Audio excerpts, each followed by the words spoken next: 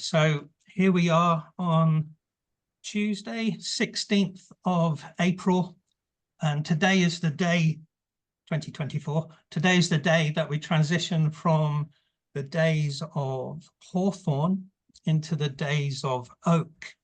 Now, there already are videos on our Owen Grove YouTube channel. So for basic lore about the oak tree, you want to look for the oak tree 2022. That was the first year that we went around looking at each tree.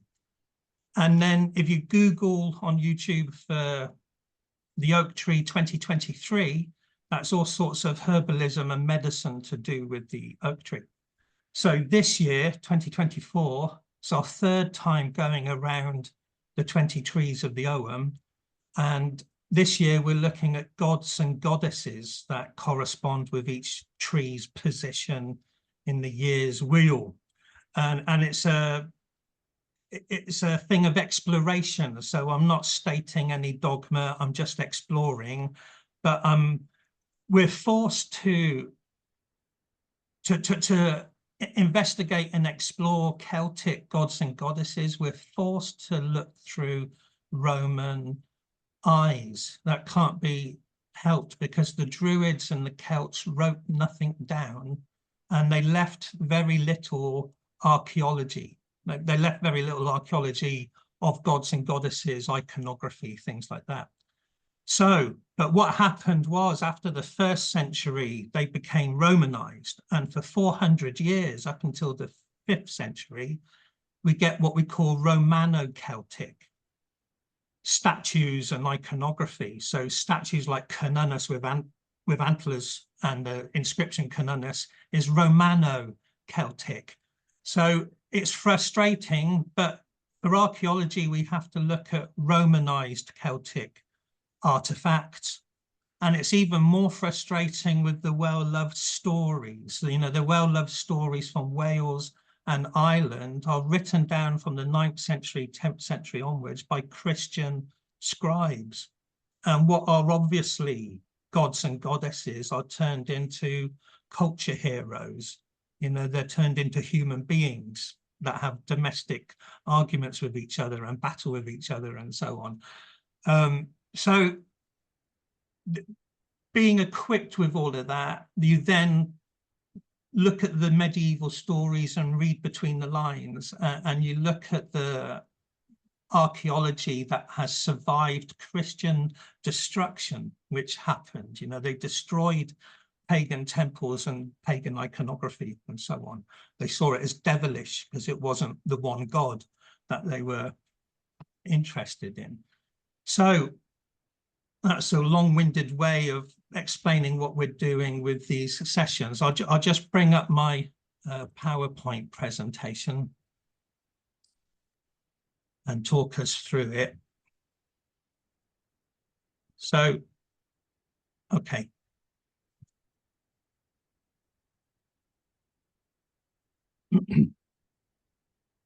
But where we are today, with the transition, the sun is going through, it's been going through the days of Hawthorn, and today, this very day, it goes from the days of Hawthorn into the days of Oak. So you can see that in the bottom left-hand corner of this diagram. So we're coming up to the 27th degree of Aries. Tomorrow is the 28th degree. And so Oak takes us from the last few days of Aries into the first 15 degrees, about 15 days of Taurus. So the oak tree mostly corresponds with the sign of Taurus the Bull. And that will help us understand specifically which goddesses relate to this time of year and to the time of year that belongs to the oak tree. I'll come to that shortly. Now, each quarter of the Ogham year wheel is a different group known as an ACMA. So we're in the second ACMA, which began with Hawthorn, and it goes up through oak, holly, hazel to apple at the summer solstice. So that's where we are at the moment. And each quarter of the year wheel has a kind of mystery, school, iconography, teachings that correspond roughly with Imbolc, Beltaine, Lunacy, and Samhain. So this second ACMA of hawthorn and oak and holly and so on holds the very, very special festival of Beltaine. So for want of a better expression, I've called it the rites of May, Floralia. These are the traditional things that go back to Roman times. And Beltaine is very, very significant in Welsh and Irish stories. It's a really important time of the year. So we're in the quarter of the year that holds that. And the position of Beltaine, although a lot of people celebrate on May Day, the first day of May, Beltaine is actually the midpoint between spring equinox and summer solstice. And at the moment, that falls this year on the 5th of May for the exact midpoint. You know, the Gregorian calendar doesn't quite tally with the midpoint between solstices and equinoxes, you know, but a lot of people, because it's been celebrated for centuries, celebrate the 1st of May, May Day, as Beltaine. Not that it matters too much, you know, people quite happily celebrate Yule all over winter solstice through to Christmas and Boxing Day and so on, and Beltaine's the same. So rather than getting caught up on May Day or the midpoint, I've just put rites of May just to kind of sit on the wall and sit on the fence and just, yeah, the whole period of time is that rites of May time. But if you're a druid and you're interested in the sun's position between solstices and equinoxes and stuff, this year that's the 5th of May. So to help us discover and explore which Celtic gods and goddesses might be appropriate to each tree, we've been looking at the classical world, and it has shed some interesting light upon our studies. Like, for instance, when the sun was in Pisces, Pisces corresponds in the classical world with Neptune and Poseidon. Now, the Celtic equivalent of that for the British Isles and Ireland is Manannán MacLear. And he has a wonderful magical white horse called Enbar, who can run on water as easily as it runs on land.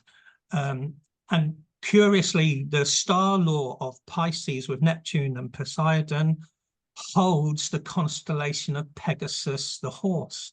So that was really interesting that, you know, the Celtic equivalent of Neptune and Poseidon corresponds with the constellation of the horse, you know, the winged horse. And so that's quite interesting. And there were other patterns as well.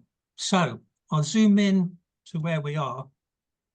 This is a very rough design. It's kind of work in progress. And you can find this in the photos of the Facebook group. It's a work in progress. I'll do a nice drawing of it when I'm happy with it. But if you look towards the left, you'll see the symbol for Taurus, and the classical deity that corresponded with Taurus for the Greeks was Aphrodite, and for the Romans was Venus. So in pursuit of looking at Romano-Celtic iconography, which would be the Celtic deities, seemingly specifically goddesses, what would be the Celtic Venus, the Celtic Aphrodite, and how would that correspond with the oak tree?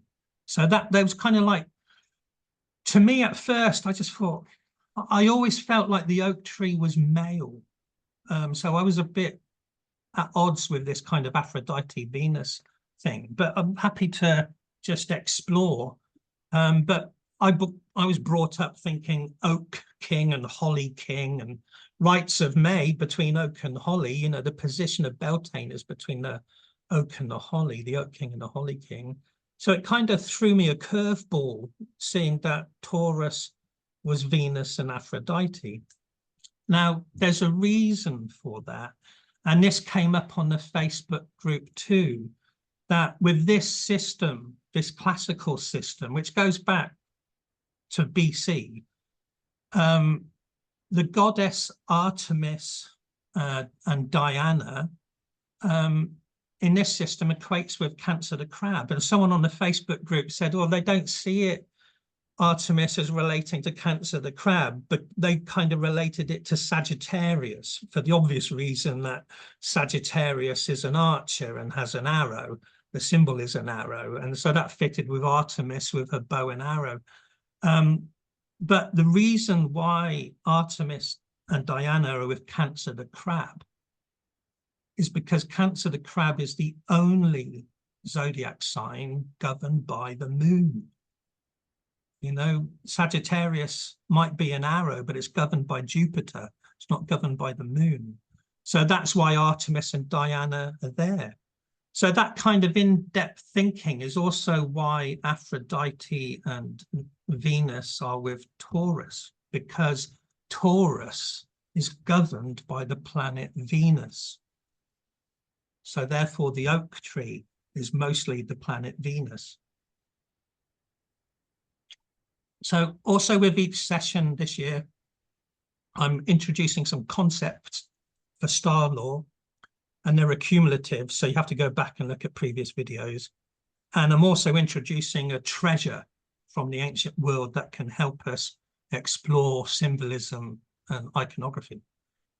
So we have seen this figure before. I'm bringing him back because it explains how the planets correspond with the zodiac signs. And this is old. This is known as the Mithraic rock birth. And it was found in Britain on Hadrian's Wall. It's of the 4th century, before Rome had become Christianized. So it's pagan, Romano-British. And it's the, you know, the Mithraic mystery cult was popular with the Roman legionaries, you know, but it was actually quite deep and full of symbolism. It traces right back to ancient Persia, but it had been adopted by the Roman soldiers and stuff. But it's kind of a Rosetta Stone in explaining the zodiac and the planets. So the way it's laid out, and you can Google it, just look for Mithraic rock birth. I believe it's in the museum at Newcastle upon Tyne now. But the figure on the right is a drawing of the Mithraic rock birth. And it explains how the ancient mystics or astronomers related the 7 planets to the 12 zodiac signs. They needed to meld them together for whatever reasons, but this is how they did it. Nowadays, we have other planets like Uranus, Neptune, Pluto, and so on, but they weren't known about in the classical world. So the classical world had 7 wanderers, 7 moving stars or wandering stars. Now, 2 of them were big luminaries, and that's the sun and the moon. Okay, and for whatever reason, the system is that the moon belongs to Cancer the crab, and the sun belongs to Leo the lion. They're side by side at the top of this diagram, the moon and the sun.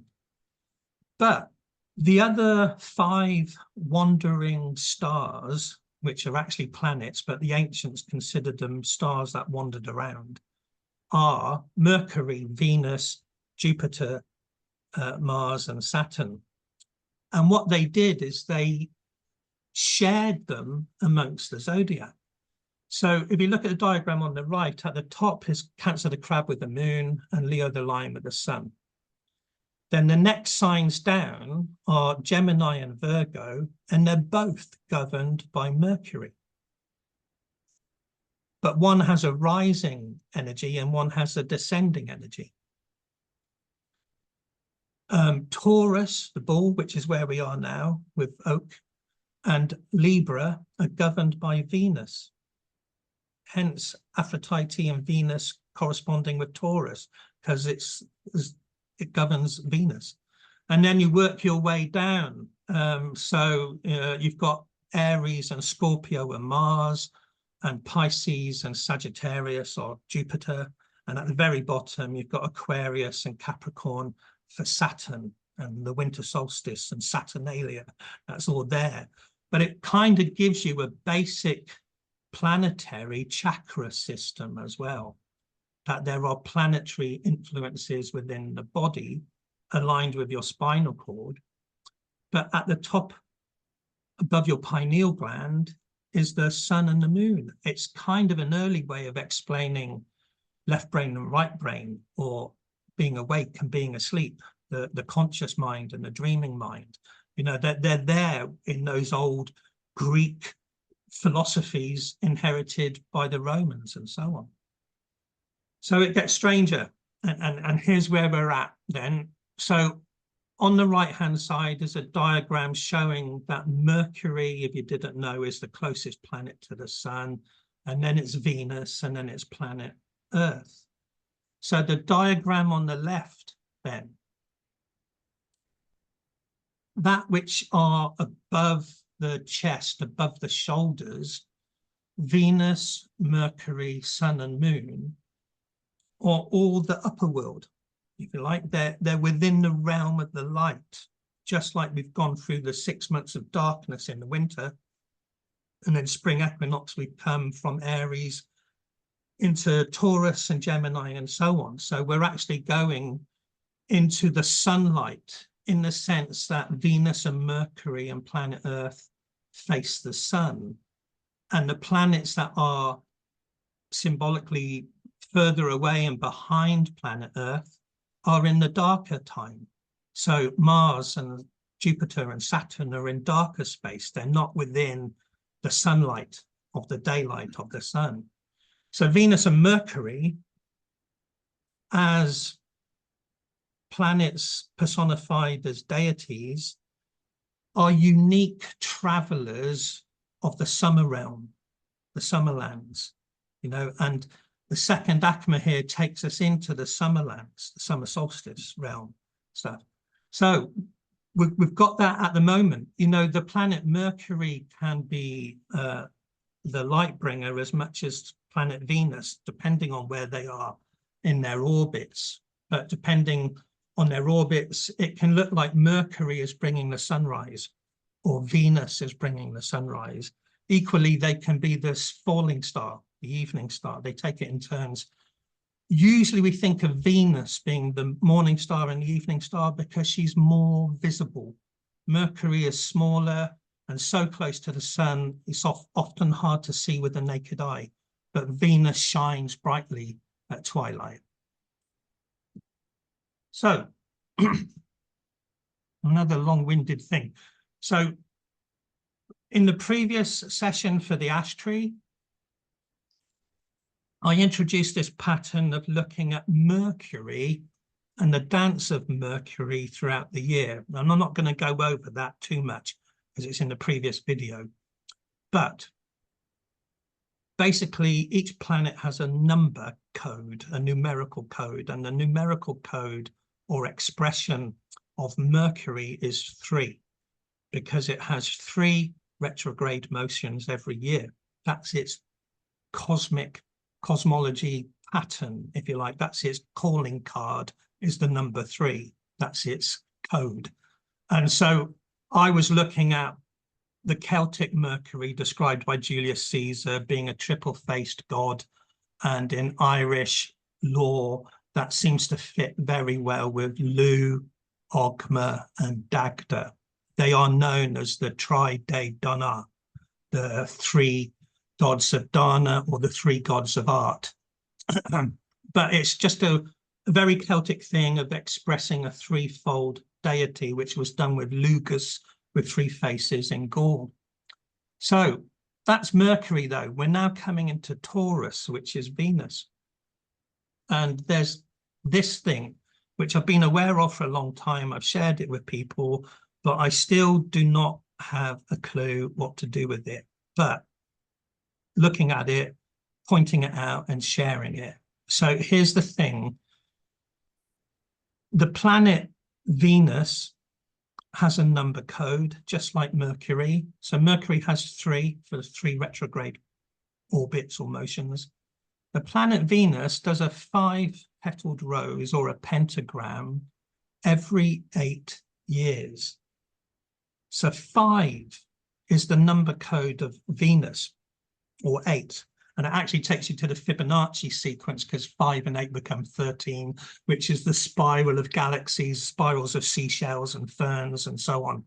But 5 is the Venus code. Now, here's the thing, the Ogham is 4 interlaced pentagrams.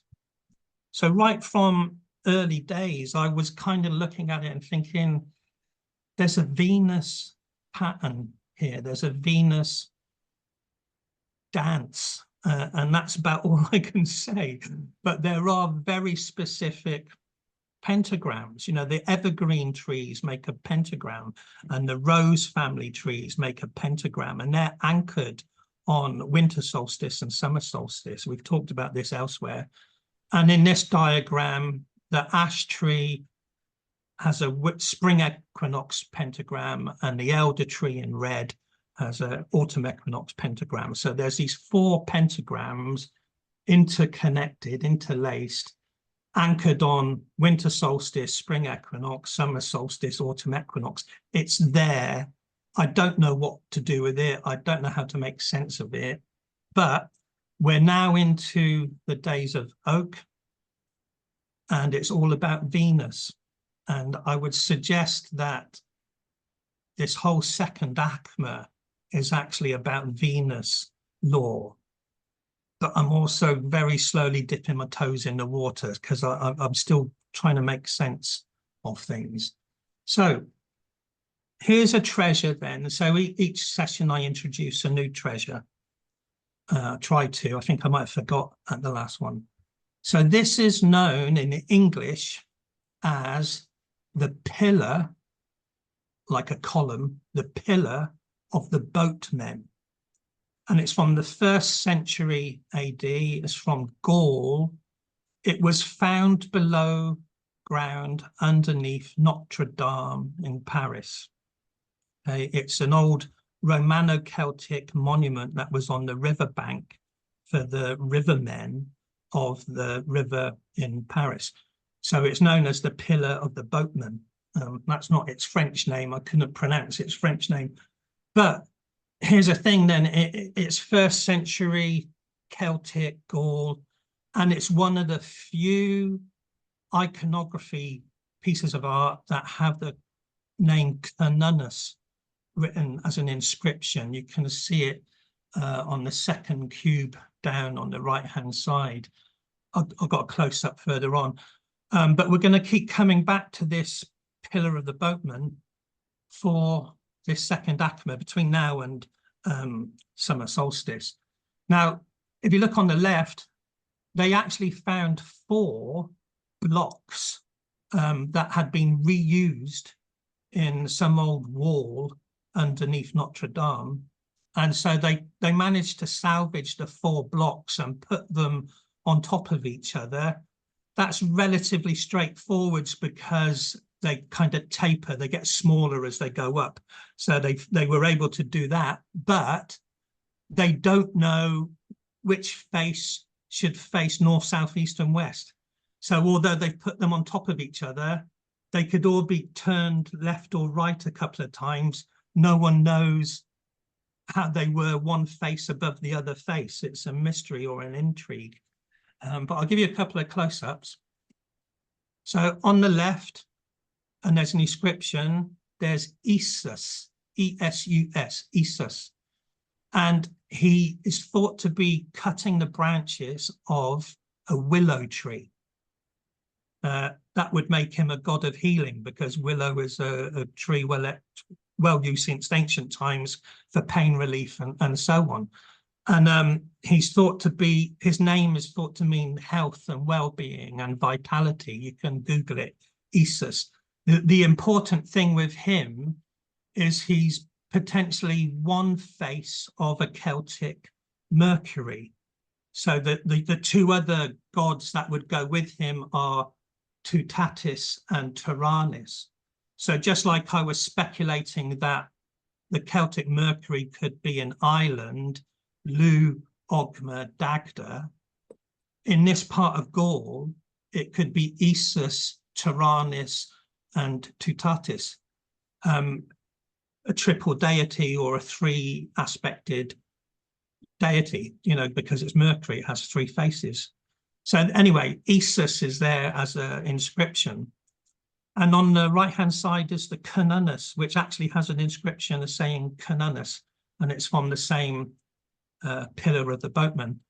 So he's got quite short antlers, but he's got a torque, jewelry for the neck hanging off each antler there. Now, here's a really interesting one. It's hard to see. There are better pictures of it online if you Google it, but this is a photo from the pillars of the boatmen. So basically, it's a great big bull, like Taurus the Bull. It's a great big bull. And what's hard to see is that on its back and on its head are three birds, three cranes, long-necked birds, the crane, the water bird. So you've actually got a great big bull and three birds. And that's important to this second ACMA for Taurus the Bull.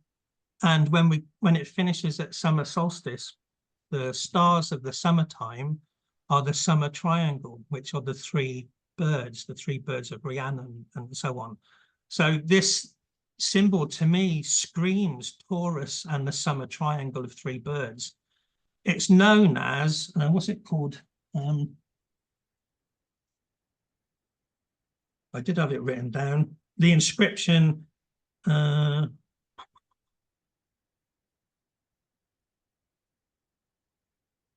think it's Tarvos, T-A-R-V-O-S. Tarvos is a variation on Taurus, and Triganarus, which is three cranes. So it's like saying Taurus and three cranes. That's its Gallic inscription. I can't actually find the correct spelling. I thought I had it written down. Oh, Tarvos Trigaranus. Yeah, I'll put it on the Facebook group. But it's a perfect representation for stuff going on at this moment in time, this quarter of the year. We'll go back to the pillar of the boatman with the holly tree and so on. So then, here's a thing. This came up with older research that I was doing, and it shows you the similarity between Welsh law and Irish law. Okay, so Gwenhwyfar is the Welsh, traditional ancient Welsh spelling of what most people are familiar with as Gwenhwyfar, King Arthur's queen, Gwenhwyfar. But in Old Welsh, it's Gwenhwyfar. Okay, and in Irish, there's Findabair. It's the same name. They're just different languages or different regional dialects, if you like. And both names translate into English as the white lady or the white phantom or the white ghost or the white spirit. A lot of people say white phantom because that was the first suggestion, but you could equally say ghost or she or fairy or shining one. It all arose by any other name is still arose. So the common translation is white phantom. And whether it's Gwenhwyfar of Wales or Findabair of Ireland, it's the same name, means the same thing. Now, even today in modern Welsh, the planet Venus is called Gwenna. You know, Gwenna is the origin or root with Gwenhwyfar as well. So she's typical of a Venus goddess who I would suggest at this moment in time is kind of the maiden aspect of the sovereignty goddess who can be threefold. as well, like most Celtic deities are. So in Welsh lore, quite different to the French and German Latin romances of King Arthur, in Welsh lore, Arthur has 3 queens, and all 3 are called Gwenhwyfar. So the Welsh Arthur had 3 brides that were all called White Phantom, or White Ghost, or White Lady, or Shining Lady, you know, but she's clearly a triple goddess. But in the French romances and Latin romances, she becomes an adulteress who hides away in a nunnery for guilt and shame at the end of her life. That's not the Welsh triple white goddess of Arthur. In the Welsh triads, it gives an account of the 3 queens of Arthur, the 3 Gwenhwyfars, and they're different. They're all different. They're all called Gwenhwyfar, but they each have a different father. And I can't remember off the top of my head what all 3 are, but one of them is really intriguing because the father of one of them is a character called Gwythyr ap Grendel. And I'm familiar with him because Gwythyr ap Grendel and Gwyn ap Neath have a battle every Beltaine forever and ever until the day of doom. So one of the Gwenhwyfars, one of King Arthur's 3 Gwenhwyfars, is the daughter of the Summer King.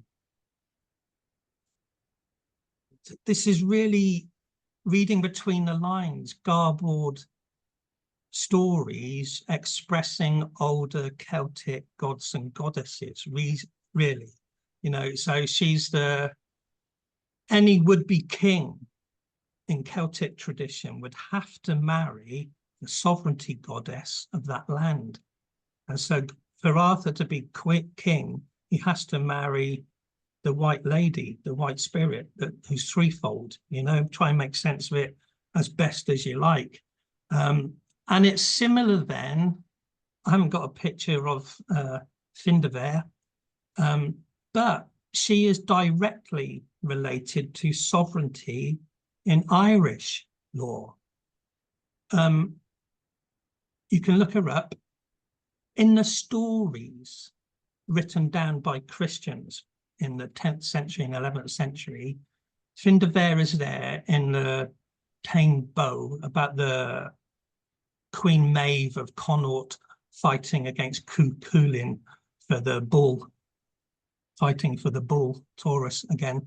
But Findabair then is the daughter of Maeve, and Maeve is the origin of Queen Mab, Queen of the Fairies, and Maeve is the sovereignty goddess, one of the main sovereignty goddesses of Ireland, specifically connected with Tara, the seat of the High Kings. The High Kings of Ireland would have to marry Maeve to be High King of Ireland. But in the province of Connaught, the storytellers tell of Queen Maeve fighting Ulster, and the hero Cuchulainn can't be defeated. And so Findabair appears, the White Phantom, the beautiful daughter of the goddess of sovereignty. And she is offered to any hero that is willing to take on Cuchulainn in single-armed combat, one-to-one. And so many, many heroes lose their lives trying to win Findabair's hand in marriage, trying to win the hand of the Queen of Fairies' daughter and stuff, you know. So there's not much there in the story, but you could read between the lines and suggest that Findabair is the maiden aspect of the goddess of sovereignty, if you like. You know, there's going to be the maiden, there's going to be the queen, and then there's going to be the old wise lady as a basic kind of pattern. But she would be the closest thing to Venus, if you like, and it fits in with Olwen and the law to do with hawthorn about young heroes trying to prove themselves to win the object of their heart's desire. So go back and look at the video about Hawthorne for that. So this is the same thing with one hero again and again and again failing to win the hand of Findabair, you know. And in the British stories, King Arthur has 3 Gwenhwyfars. He won 3 sovereignty goddesses, if you like. Make of it what you will. So that's just me trying to make some sense of how Venus might relate to the oak tree. Obviously, mainly it's about the star lord being Taurus the Bull, and Taurus the Bull, very, very important to the ancient world. And I'll go into Taurus a lot more on the 5th of May when we do the Zoom session for the holly tree, because the 5th of May is actual Beltaine, the actual midpoint between spring equinox and summer solstice. But just it's kind of there, you know, quickly, the Ogham name for oak is Dua, and Dua shares the same root as the word druid. Druid is thought to mean people of the oak or knowers of the oak, or yeah, and it shares the same root as dryad. Dryad and druid are the same word, really, except for dryad is the spirit of an oak tree, whereas druids are the people of the oak tree. But that is very suggestive of that symbiotic relationship between the human beings and the spirits of the forest, if you like. And there is 1st century Roman writing by Pliny the Elder. Most people are familiar with it, about the mistletoe gathering from an oak tree. And part of that mistletoe gathering from the oak tree by white-clad druids is a sacrifice of 2 white bulls. So you've got the bulls being sacrificed under an oak tree, or you've got the bull relating to the oak tree in the ceremony of the gathering of the mistletoe. So that in itself kind of suggests a connection between oak and Taurus, and really interesting to find Tarvos trigaranus, the bull with the 3 cranes. So that's something to explore. And I'll do a lot more about bull lore with the holly tree. So I'll stop the sharing, and you can put your microphones back on, and we can chat about some of those ideas for a while. And I'll keep recording for a little bit.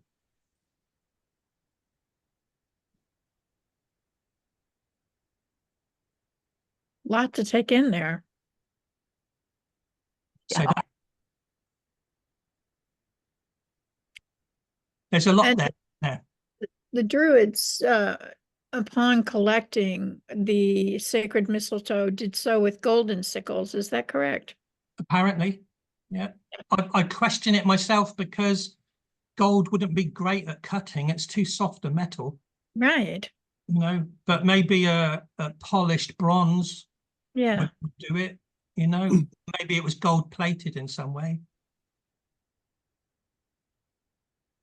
Gold is quite soft, isn't it?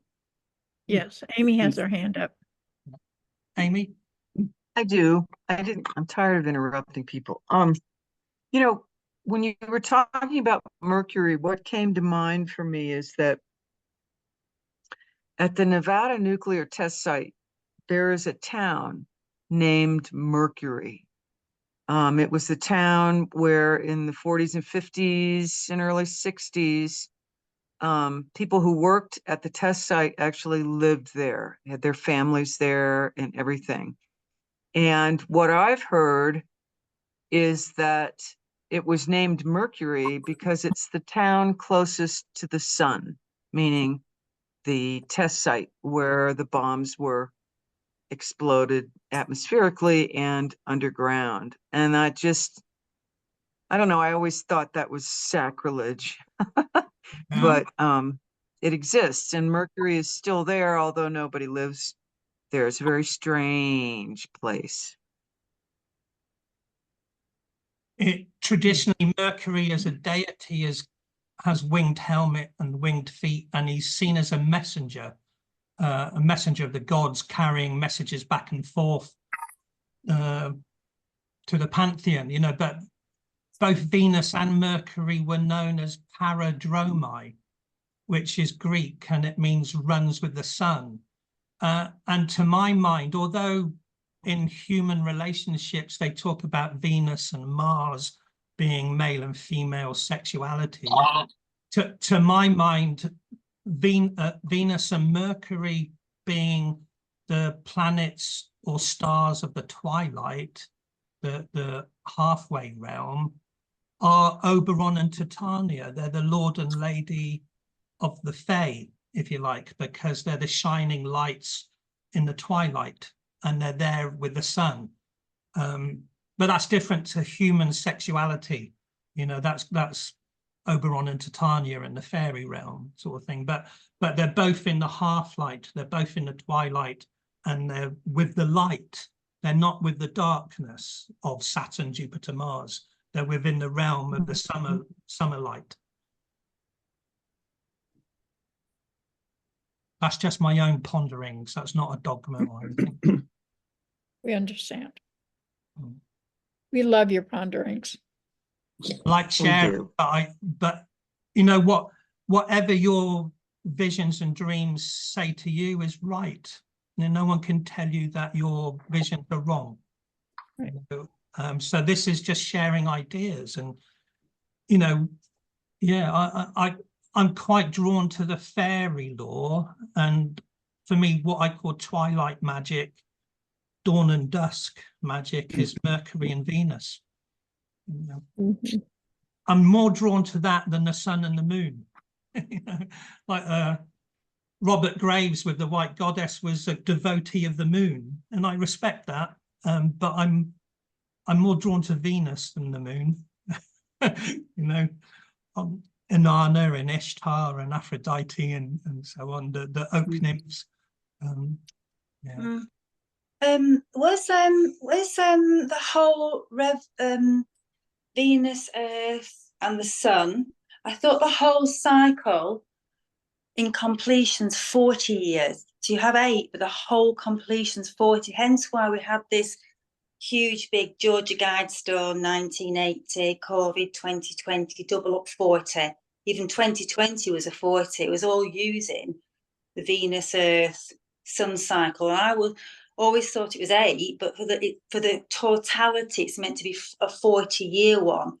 Well, that brings in the 4, doesn't it? You've got the 4 there. So 4 pentagrams. Yeah, the 4 pentagrams, because Venus, Earth, and the Sun, their whole cycle altogether, back. I don't know if that makes a 3D or something, but their whole cycle is 40 years. That's why we had this. And what's interesting today, was about an hour ago, somebody messaged me from my Ishtar temple thing that I'm in, to say that the 4 spirals of the dragon in Copenhagen have been burnt down. There's 4 dragon tails wrapped around the spiral of the is it the stock exchange or something? So there's 4 there, 4 of them. It brings in that 4 again. And as you were talking, actually I was thinking, as you were speaking, I was thinking about the 3. Why is there always 3? But 3 is a prime number. And prime numbers, I watched a program a long time ago about prime numbers. Insects or anything that hibernates on a prime number never goes extinct. So like 3 is the first, after 1, it's the first prime number, isn't it? So maybe there's something in the 3. But as you were talking about the goddess and all these sort of men dying off, it reminded me of the ovary and all the sperm trying to get to this one ovary. Because they do, don't they? If this is about creation, there's all these sperm, there's only one going to get there, and all these other ones are dying off, aren't they? And she's there in her glory, waiting for that one. And going off on that, like in the hands of Christian story writers, Gwenhwyfar joins a nunnery and hides in guilt and shame for the rest of her life. And in the previous videos with the older tree, we looked at Branwen, and she was a sovereignty queen, and she died of heartbreak because of the death on both sides of the war, the Irish dying and the Welsh dying, but she died of grief. And it's the same with Findabair. So although she was offered as bait for any hero to defeat Cahulin, eventually she was so grief-stricken by the amount of soldiers that had died trying to win her, she dies of grief as well. You know, so these are... It's difficult to get your head around, and I'm just exploring, but here's the problem, is that there are 1st century and 2nd century archaeology with inscriptions, like we showed you the inscription of Cernunnos and Esus and stuff. And there's no stories about Esus or Cernunnos. There's no written stories. And then 500 years later, there's these stories about Branwen and Rhiannon and Maeve and so on, but no inscriptions for them. So there's a massive chasm between archaeology on one hand and Christian writers telling folk stories in the other hand, you know. They're creating. And we're trying to put the jigsaw pieces together. Of what they surmised and what false narrative. Yes, exactly. But maybe within the false narrative or questionable narrative, at least we've got the name of Maeve as a sovereignty goddess, or you know, Findabair as the daughter of the sovereignty goddess. If nothing else, it's just that. One little trickle. Yeah, little bits and pieces. So with Ireland, you get quite detailed stories and contradictory stories about Lugh. So what do you do with the contradictory stories? But hundreds of years before those stories were written down, Lugus is in Gaul. So there is archaeology and stories having a connection, but you have to decipher contradictory stories. That's why you can't ever have a dogma. Whatever your inner world says to you in a vision is right for you. Steve? As a longtime fan of archaeology, in fact, I majored in archaeology in college, and Irish archaeology is my lifelong fascination. It's just tantalizing. You know, we excavate a site and we find 3 or 4 things, and that takes our minds in 39 different directions, but there's not enough information to actually get where your heart wants you to go. Intuition plays such a strong role here. It's very frustrating what those early clerics did, you know? Yeah. It's not a criticism. I do it, and everyone has to do it. But, you know, modern pagan people are using the stories for their spirituality, and there's nothing wrong in that. That's reaching back to the past. But those medieval stories aren't a dogma. You know, they were written down by fallible human beings with a religious bias. Exactly. And then you've just got the bare bones of archaeology, inscriptions and symbolism. You know?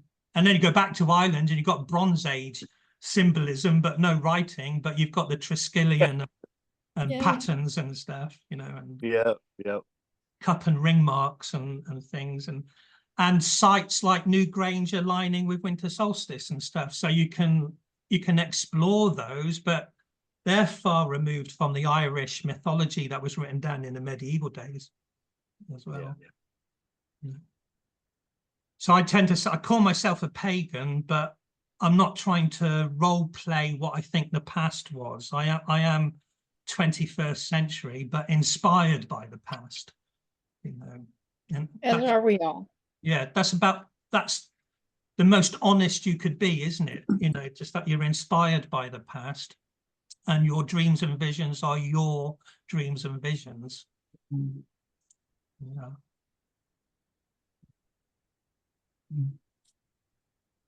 What do people think of the oak tree and goddesses? Because I'd always thought of the oak tree as the oak king, the man, you know, king of the woods. You know. Yeah. Oh, sorry. Go ahead. I was going to say, maybe it's just like a Hieros Gamos. You know, you have the Oak King, but you also have the Sovereignty Goddess. It's the time when they both come together and there's an equal balance. There isn't one without the other. Yeah. Yeah, I'm the same as you, Yuri. Very united front. JJ? Like you, my associations with the oak tree had traditionally always been more with the masculine. But I'm really fascinated to hear you opening up the goddess thing. And it has some, yeah, I love that resonance with Venus. It has some, it's worth pursuing. It seems to follow, you know, because it fits into that beautiful pattern that is emerging, like a rose flowering. And it feels, yeah, there's a lot in there. So like you, I'm opening up to that well, more than the possibility, to the potential within that. Maybe an oak king is one who won the hand of an oak nymph. Oak Yeah. You know, found union with the fairy world or something. We do have, I mean, when the Oak King wins and his season begins, it's a season of fertility. And to me, that's always been a feminine thing. Yeah, and Venus takes us up to Beltaine, so that's got sexual energy, hasn't it? You know, it's venereal, and it takes you there to the rites of May, goddess of love, and so on. Yes, I don't understand. Oh, I'm Amy? sorry. I don't understand why. Okay, there's the Oak King and the Holly King. There's the Summer King and the Winter King. And these guys are always doing battle. You know, why is it always that the male, the gods are doing battle? What about the goddesses? I mean, does that make any sense? Yeah. I don't understand that. It's been centuries of English folklore, which is patriarchal because of Christianity, I guess. Okay, I'm just curious. It's a we need an oak queen and a holly queen to fight over a man. Well, I think of the Morrigan. Yes. Yeah. Maybe all the trees are kind of like female goddess sovereign, because they're of the land. The trees are of the land, but within each one is an aspect of the male as well, you know. But because they're of the land, so like in Ireland, the king would it's at Beltaine, he would go onto the land, wouldn't he? And Patrick came and drove all the snakes out. He would be the one that would he would, you know, find his sovereign goddess at that point. So maybe this is all to do with consciousness as well. You know, the severing of consciousness as something's happened where we've kind of forgotten and we're all remembering again. But the trees are of the land, aren't they? They unite the heaven and the earth, as above, so below. The roots go into the earth, you know, and grow right into the rainbow crystals in the earth, and then you've got the above coming up into the heavens. But they're still of the land. So maybe both. I'll stop recording now and turn your microphones off. We'll do our meditation. Yeah. Okay.